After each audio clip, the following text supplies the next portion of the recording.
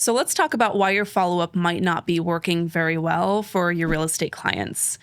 I think that one trend that is going way out of control, specifically in the real estate industry, are real estate agents who are totally overcompensating their follow-up by trying so hard to provide so much value that their message gets lost in the mix. I think about follow-up a lot because I'm hearing about it constantly in the Market Authority Academy.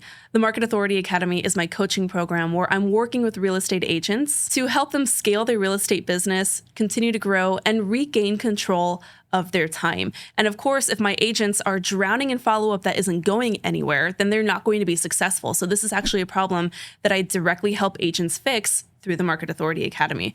If you're interested in that, you can actually book a call with me and my team below. All the details to do that are in the show notes. We'd love to learn about your real estate business and share how we can help get you to the next level through the Market Authority Academy.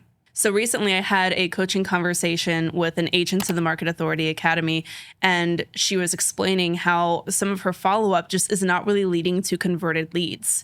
She's generating the leads through open houses and through other sources, but eventually, even though she's sharing what she thinks is a ton of value, her messages are falling flat and she's getting ghosted by her leads. And I asked her, well, walk me through what this value is. Like, walk me through what it is you are providing to these individuals that you think is so valuable that they should absolutely be responding to. And she said, well, in one instance, there might be like an investor who is interested in a specific property that they reached out and inquired about. And so, I might be following up once a week with some property reports or some additional research and data on the area that they're looking at. And I said, well, what makes you think that that's valuable to them? Like, why is that what you're providing in your follow-up? And this agent would say, well, they had reached out about a property, so I want to make sure I'm giving them as much value I can since they reached out a property. Like, of course, they must be interested in that place. And I said, well, did they tell you that? What kind of questions were you asking through your follow-up to set up a really effective cadence to convert that client? And here's what I mean by that. You have to have an understanding of where your clients are in the homeownership cycle or in the buying or selling cycle. You have to know where they are in that process in order to most effectively convert them. And if you are oversharing value and just giving like a fire hose of information to people who don't actually need more information, they need guidance on the decision making, then you're just going to confuse them and overwhelm them, and you're not going to convert them as a client. And so when I explained this to the agents, the agent said, okay, well then what else am I supposed to do to follow up? I don't want to just send just checking in text messages every week. And I said, your follow-up begins with your initial conversation with the individual. So let's start there. If you're having trouble with your follow-up, I want you to think back to the last couple of interactions with new leads that you've had and think about that initial conversation. How is that going? Are you immediately launching into action mode when they tell you that they have an idea or they're thinking about buying and just trying to provide them with value to showcase your expertise?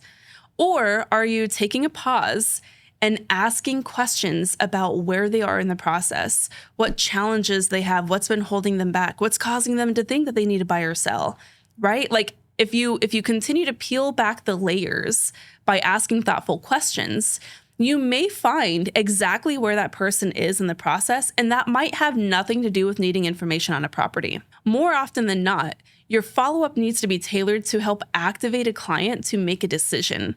And you're not going to help them make a decision by blasting them with more information, but instead by asking specific questions that are going to help them take the next step in the buying or selling process with confidence. So let me just share how this might look with that fix. Let's say you're having a conversation with an open house lead. You're hosting an open house, an unrepresented buyer comes in who has been kicking the tires and thinking about purchasing a home in or around the neighborhood where you're hosting this open house. I might be asking really thoughtful questions like, oh, what makes you interested in this area? What about where you live now? Do you want to change? What are you looking to add or subtract in your next home? Are you currently renting? Are you currently owning? Like, tell me all the details. And from that question asking process, I may be able to determine pretty quickly that these individuals are interested in buying and they would love the idea of owning a home in their neighborhood. But there are some pretty specific things that are holding them back. And it has nothing to do with the house or finding the right property. It has everything to do with them making a decision on whether or not now is the right time to buy and whether they should actually start making steps to make it happen. They need the urgency and they need the reasoning behind taking those steps to do it. And so let's structure our follow-up in that way. Follow-up that is going to activate a person to take steps to buying a home is going to sound a little bit more like, you know, guys, this was a really great conversation, and I know there's only so much we can get into since I'm here at this open house, and I'm sure you guys have stuff to do later. When would be a good time to maybe hop on a follow-up call so that you can maybe pick my brain a little bit more about the market once you have some questions lined up, and I can help really guide you towards what the next steps would be for you if you were to purchase a home. And then we can decide what needs to happen after that. You game? Okay, so now you've just scheduled a phone call appointment, like a discovery call, where they can really have an understanding of what the home buying process might look like for them. I might at this point say during that phone call that's scheduled with them, I might continue to answer their questions about the market. I might outline their next steps. And if it sounds like to them something that they're willing to embark upon, I'm going to tailor my follow-up to be very action-oriented, not information-oriented. And I want to make this distinction very clear. Action-oriented follow-up is going to inspire next steps.